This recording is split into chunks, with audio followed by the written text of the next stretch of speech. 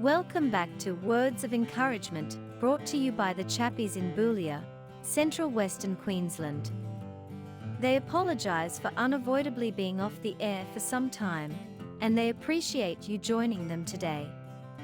Please sit back, relax and enjoy as we are all reminded and reassured that God is with us and directs our steps. Sometimes our well-made plans fall apart, but God knows our ways and He continues to be there, going before us, accompanying us down unknown paths. Hi everyone, I'm Chappie Chris. And I'm Chappie Peter. We are back online after nearly 3 months away, unplanned we might add. Nice to be chatting with you all again. Certainly is. We left Boulia to travel to Cairns, a mere 1,300 kilometre trip.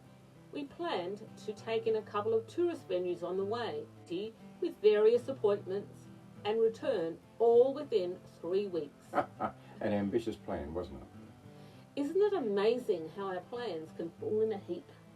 Yes, our travel was unfolding according to plan until near Mount Surprise. What we thought was indestructible, our Toyota Land Cruiser, went into limp mode. Yeah, limp mode is a new experience for most newer car owners, as this is what they experience when things go wrong in the motor. The computer shuts the engine down, allowing one to limp into the nearest town at a maximum 60 to 80 kilometres per hour. We were towing the caravan, adding to the load the tired old engine had to carry, and trailing lots of white smoke. Much to the annoyance of the vehicles following Chappie. Yes. Apparently the diagnosis was turbo trouble, but there was more to it than that. To cut a long story short, the RACQ took our Toyota to the nearest bigger town, Ravenshoe, where we stayed carless for over 8 weeks. A new experience for us and the dogs walking everywhere. And it seemed we were likely to become some of the town characters, as most of the shop people knew our story. Yes. According to our phones, measuring our steps, we walked approximately 280 kilometres over that time. 1 week in August, we averaged 6.2 kilometres per day. Not bad for us middle-aged folks. Yes, unfortunately we were given the occasional ride by various friends, which was much appreciated. Some old friends from the past and new friends showed us much kindness and generosity. Yes, and even strangers showed a generous spirit, like the vet nurse cutting our dog's toenails on her day off at no cost. The Georgetown RACQ people loaned us their own little blue car to travel with the dogs from Mount Surprise to Ravenshoe. And various folks welcomed us into their homes for morning or afternoon tea or evening meals. Sadly as well, over that time, we experienced frustration, disappointment, deception, delays and procrastination as we tried to resolve our problems. Our old Toyota apparently also had a dusted motor. Too much dust over the years contributed to the engine deteriorating and subsequently being not worth repairing. What are we to do? So we sent the car for a second opinion to Townsville Toyota. Not worth repairing, confirmed the original diagnosis. A replacement from Japan would cost $40,000 or more. And the Toyota finally went to a friend in Mariba who agreed to sell it on our behalf as is. That was all very fine, but to be without transport in a country town, what to do next? Yes, too far to walk to Cairns or to the nearest car sale yard in Atherton.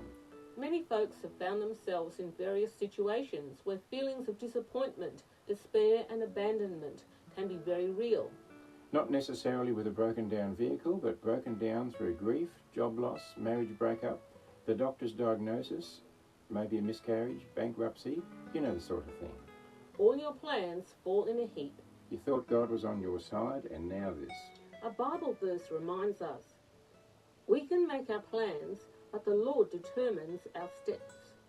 And in reality, which will be best for us? Our plans or those determined by our Lord, even if we fail to think so at the time?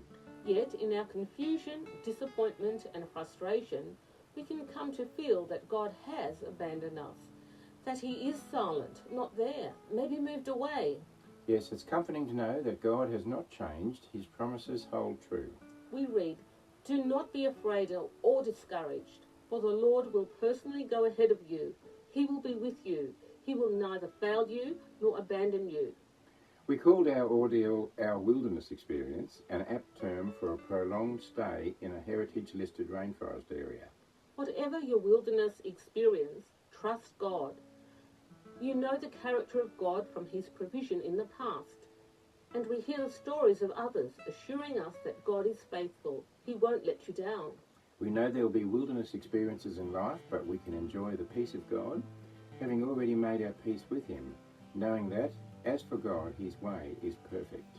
And now a prayer. Lord, sometimes I don't know why things happen. Help me to daily commit my plans and ways to you, and when these go differently to what I expect, grant me your peace to endure with a grateful heart what I'm going through, knowing that all my ways are known to you. Well, that's about it for this week. Join us next week for the sequel to this week's Word of Encouragement. Goodbye. Yes, cheerio and God bless. Stay tuned for our usual On a Lighter Note.